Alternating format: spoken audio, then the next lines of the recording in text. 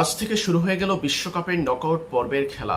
Knockout পর্বের প্রথম দিনই স্বাগতিক কানাডা পরাজিত করেছে সাউথ আফ্রিকাকে হারিয়ে শেষ ১৬তে জায়গা করে নিয়েছে স্বাগতিক কানাডা।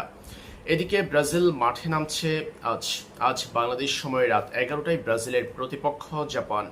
ব্রাজিল জাপানের মধ্যকার ম্যাচে রাফিনহা ফিরবেন কিনা সেটা নিয়ে ভক্তদের প্রশ্ন ছিল। এর আগে গ্রুপ পর্বে হাইতির বিপক্ষে ব্রাজিলের জয়ের দিন ম্যাচের প্রথমার্ধে ৪০তম মিনিটে হ্যামস্ট্রিংয়ের চোট নিয়ে মাঠ ছাড়তে দেখা যায় তারকা ব্রাজিলিয়ান এই উইঙ্গারকে। এরপর থেকে মাঠের বাহিরে আছেন। ব্রাজিলের মেডিকেল বিভাগের অধীনে তিনি চিকিৎসাধীন আছেন। আজকে জাপানের ম্যাচের আগে রাফিনহাকে নিয়ে জানা গেল নতুন তথ্য।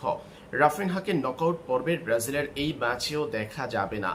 তিনি কবে ফিরবেন সেটা নিয়ে সম্ভাব্য একটা তারিখ জানা গেল ব্রাজিলিয়ান সংবাদ মাধ্যম গ্লোবোর প্রতিবেদনে জানা গেছে রাফিনহা জাপানের বিপক্ষে নকআউট পর্বের এই ম্যাচে খেলবেন না এবং দল যখন টেক্সাসের হিউস্টনে থাকবে তখন রাফিনহা থাকবেন নিউ জার্সিতে ব্রাজিলের ক্যাম্পে।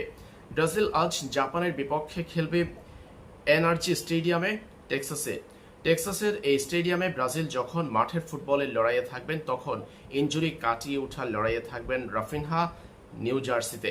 রাফিনহা মাঠে ফেরার সম্ভাব্য তারিখ সম্পর্কে গ্লোবো তাদের প্রতিবেদনে জানিয়েছে রাফিনহা আগামী ৫ জুলাই মাঠের ফুটবলে ফিরতে পারেন।